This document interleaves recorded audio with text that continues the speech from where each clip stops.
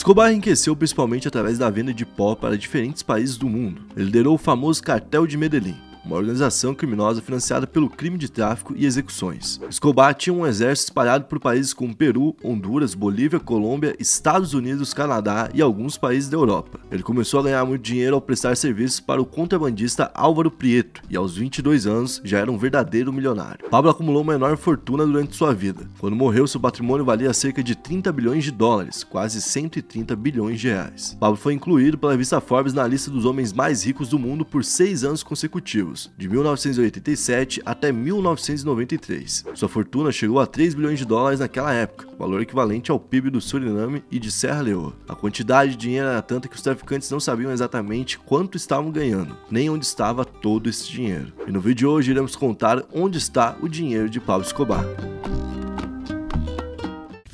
E aí pessoal, beleza? Meu nome é Bruno Fabio, esse daqui é o Planeta Novo e se você ainda não é inscrito no canal, vai se inscrever agora e deixar o seu like para ajudar a gente. No vídeo de hoje a gente vai falar de um dos caras que mais recebeu dinheiro aí em espécie na história.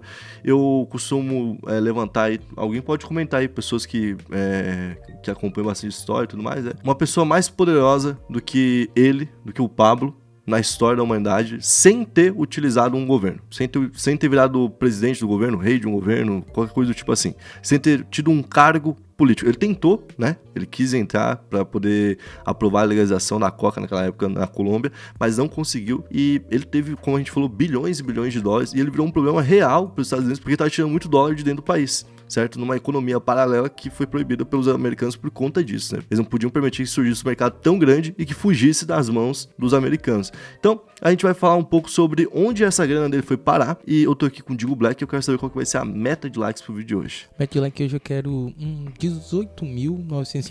18.950 likes e vamos começar falando um pouco sobre a obrigação que ele tinha de gastar o dinheiro. Por quê? Porque ele basicamente não tinha esse dinheiro. Ele não podia ter. De onde que ele ia ter esse dinheiro? Se ele tinha esse dinheiro, é porque ele vendia coisas erradas. É porque ele fazia coisas erradas. Então ninguém poderia saber que ele tinha esse dinheiro, a não ser que ele fosse um empresário de outras coisas. De início, ele tentou cobrir ali o que ele ganhava. Ele já era milionário, ele já tinha muito dinheiro, certo? E ele tentava cobrir com uma rede de táxis que por muito tempo tinha no máximo ali 5 táxis rodando. Então também já não batia ali as contas, mas ele pagava todo mundo naquela política do platoplomo, certo? E ia calando a boca de quem tentava investigar de alguma forma. Mas em algum momento ele percebeu que para poder seguir em frente ele ia ter que se passar por um empresário. E ele foi fazendo isso. Ele foi investindo, por exemplo, na construção civil, construiu locais e tudo mais, ganhou dinheiro com isso e ele foi lavando um pouco da grana e ia comprando muita coisa para poder também transformar o que era dinheiro em posse, certo? Porque até ele legalizar esse dinheiro basicamente não existia para ele. Então por isso ele tinha muita coisa, como por exemplo 15 aviões e 6 helicópteros. Era literalmente uma frota. Eu acho que tem companhia aérea que tem mais ou menos isso aí. E ele tinha um esconderijo ali que era a Hacienda Nápoles, que era um esconderijo tão grande que é absurdo a gente pensar que ele estava se escondendo ali, né? Que cobria 22 quilômetros quadrados. Lá havia um zoológico, por exemplo, que era o que ele amava, ver os animais. E lá ele levou todo tipo de animal que ele nunca tinha visto, por exemplo, na Colômbia. Elefante, hipopótamo, girafa. Tanto que os hipopótamos do Pablo Escobar se tornaram um problema depois para a Colômbia, porque eles ficaram por lá abandonados. Eles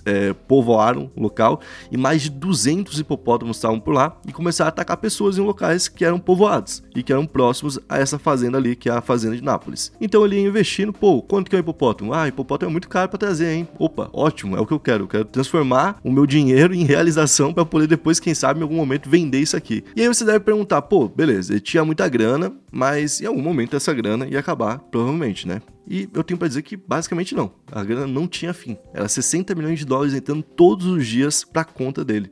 Então, tipo assim, por dia.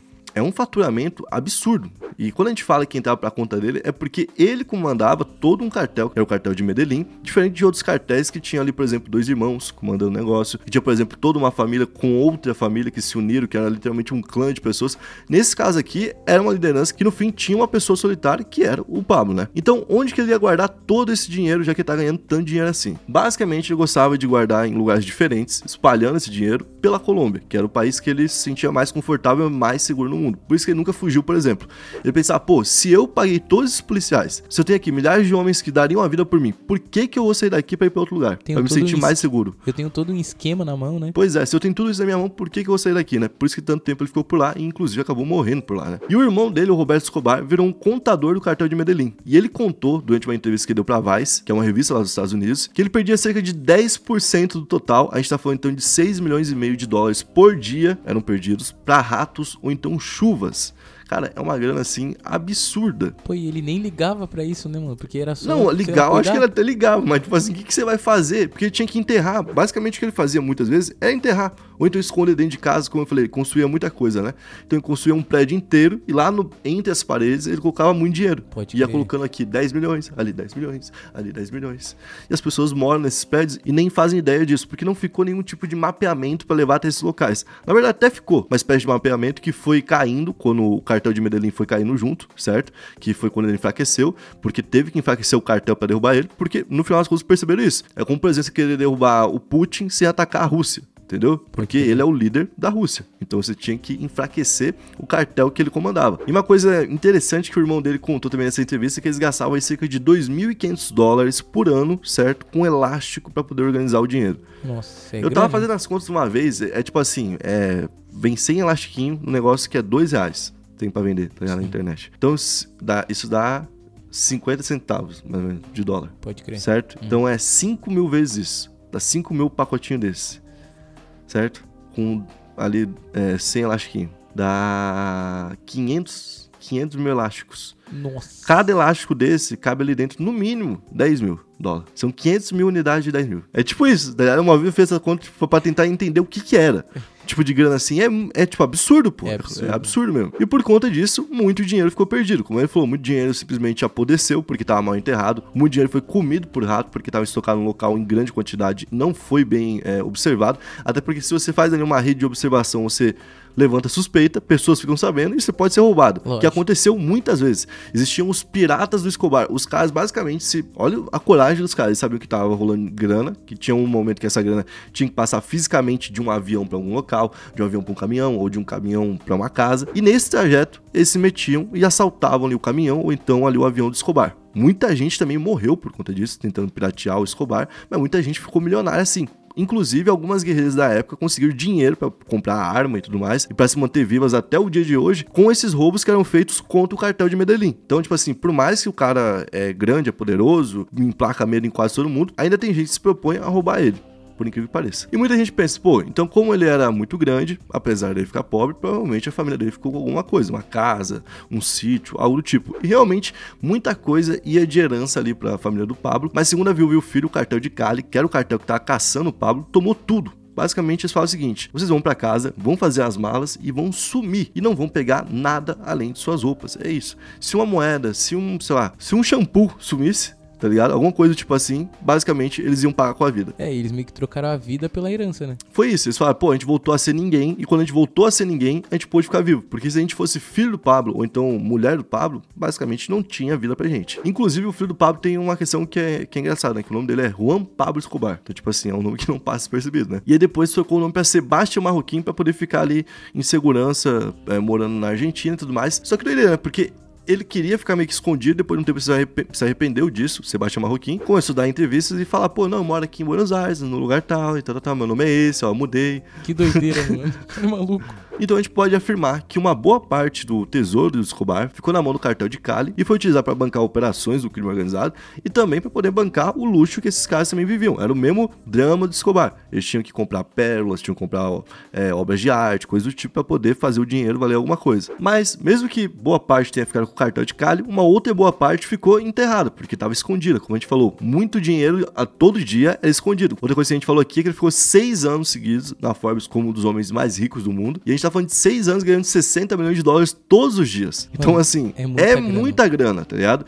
é muita coisa pra ser escondida, por mais que o cartel tenha pego, muita grana também ficou por aí perdida. Tanto é que o Discovery Channel fez ali uma série chamada A Fortuna Perdida de Pablo Escobar, que tenta desvendar esse mistério sobre a fortuna do Pablo e que já tem 2 temporadas, pra vocês verem como tem muito conteúdo pra poder ser dito, né? E ali 2 ex-agentes da CIA tentam achar pistas, laboratórios que eram escondidos embaixo da terra e tudo mais, fazendas e outros locais que levem, de alguma forma, a propriedades que eram do Escobar. E ali esses 2 ex-agentes, são o Doug e o Ben, né, tiveram acesso inédito a uma coleção de documentos e testemunhas novas que falaram sobre locais, e eles vão até os locais para poder vasculhar e ver se tem algum dinheiro, algum ouro, algum pó, alguma coisa do tipo assim, para poder fazer sentido a série também, né? E além de ser um apoio da TV, tem um apoio também ali do governo da Colômbia, que tá investindo pesado, tá fornecendo tecnologias para eles, né? E isso porque faz tempo que eles querem botar um ponto final nisso, porque é interessante saber se, por exemplo, em algum local tem um mapeamento de todo o resto. Digamos que eles encontrem um local que tinha lá o mapa de onde está enterrado tudo, eles vão até os locais e descobrem, ó, já tem uns 10 locais que foram violados, seja por piratas, seja por buscadores, seja por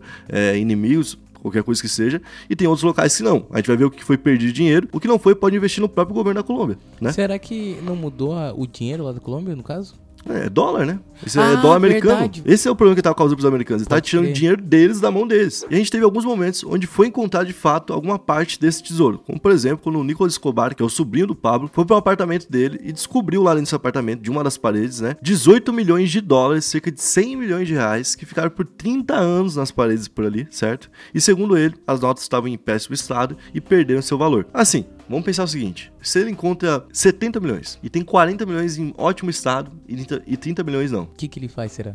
ele pode chamar a polícia e falar, pô, encontrei 30 milhões aí, ó. Tava tudo Pô, não sobrou errado, nada. Meu, que saco. Ou pode simplesmente ter apodrecido tudo, que é também o que o cara contava que acontecia todo dia lá, né? É verdade. Só que qual que é a doideira? Ele ficou lá um tempão e só do nada ele pensou em quebrar uma parede pra poder ver o que tinha dentro. Isso também já é bastante suspeito, certo? E o Nicolas justificou que ele teve essa decisão depois de ter uma visão onde mostrava, ó, dentro de tal parede vai ter alguma coisa pra ti, vai lá. Ah, tá. Certo. E lá encontrou uma bolsa enorme, né, cheia de dinheiro. Também ali havia uma máquina de escrever, telefones via satélite, que na época também eram coisas caras, né, uma câmera fotográfica, filmes não revelados, um relógio Rolex e uma caneta que era feita de ouro, né, que o Pablo usava para poder assinar documentos normalmente. Então ele entregou tudo isso para a polícia.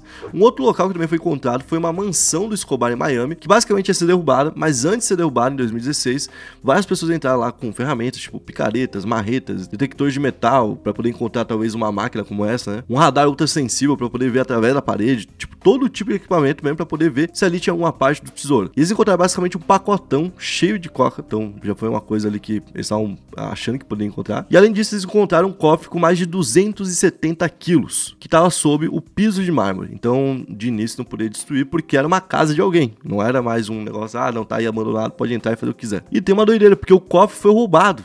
Então, tipo assim, não se sabe se no cofre tinha alguma coisa, se tinha dinheiro, tinha ouro, tinha mais pó, o que tinha lá dentro. Mas basicamente os donos falaram que foi roubado. E tem uma doideira, porque os donos, eles compraram o local porque era do Pablo. Então eles já queriam achar alguma coisa, acharam e sumiram com o negócio. Então tinha muita coisa ali dentro, gente, pode ter certeza. Meu Deus, mano. E em 2018 a gente tem um submarino que foi encontrado, que era utilizado pelo Pablo para mandar pó ali da Colômbia até Porto Rico, que fica mais próximo dos Estados Unidos, e dali era mandado então pros americanos, né? Na época que foi encontrado esse submarino, que é uma doideira, foi encontrado muito tempo depois, né? Calcularam a rota e quanto ele aguentava carregar, e viram que carregava em média 7 toneladas de pó a cada viagem. E calcularam quanto que isso daria em dinheiro, e basicamente daria 222 bilhões de reais. Meu Deus do céu. Além disso, o submarino podia ter aquelas informações que eu falei, né? O tal mapa, ou algum local com as coordenadas para dar alguma pista de onde está o resto do tesouro. Só que nesse caso é algo bem curioso. Desde então, nunca mais teve uma atualização. O governo nunca mais tocou no assunto e nunca mais revelou o que aconteceu por lá. Pô, mas é muito doido. O cara tem um submarino, mano. Tem um mistério em volta do cara, que é o tesouro. Todo mundo que chega perto, quando descobre, some. Ou então não conta pros outros o que aconteceu. É muito estranho. Não encontrei nada. Cheguei lá, vocês acreditam? Fiquei esse tempo todo da minha vida aí, 20 anos aí caçando ouro. Quando eu cheguei pertinho de achar o ouro, não tinha nada. Isso que eu sumi com a caixa que tava o ouro. Eu moro nessa casa, né? Eu moro nessa casa há 20 anos, nunca bati nas paredes, agora bati. Olha aí, ó, achei $20 só. O cara lá com uma lupa de ouro, tá? Pra poder ver novas coisas. Olha na garagem, o cara com uma Mercedes. É, que isso, mano. Bom, esse foi o vídeo de hoje. Eu espero que vocês tenham curtido a forma que eu abordei o tema. Se você curtiu, você vai deixar o seu like, se inscrever no canal e comentar pra gente um tema que você quer ver por aqui. Tamo junto, valeu, é nóis.